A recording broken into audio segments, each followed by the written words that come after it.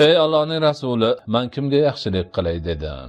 Bas u zot onangga dedilar. So'ngra men yana kimga yaxshilik qilay dedim, onangga dedilar. Keyin yana men kimga yaxshilik qilay degan edim, onangga dedilar. Yana bir bor men kimga yaxshilik qilay degan edim, otangga dedilar. So'ngra o'shundagi yaqinlarga va yana yaqinlarga dedilar. Bu juda ham mashhur hadis, ko'pchiligimiz bilamiz. Mana shu yerdan ulamolar onaning haqqi otanikidan ko'ra 3 barobar ko'p, ya'ni avlo degan xulosani ham chiqarishgan. Chunki ota-ona albatta har bir farzand uchun ulug' zotlar, lekin onaning tutgan o'rni alohida ta'kidlanadi. Chunki ona farzandga homilador bo'lgandan boshlab uning mashaqqatini tortadi. 9 oy qornida ko'tarib yurib, homiladorlikni qanchalik qiyin kechishini har bir aqli bor odam yaxshi bo'ladi. Faqat farzand uchun fidokorligigina onaga o'sha ishda yordamchi bo'ladi Alloh bilan birga.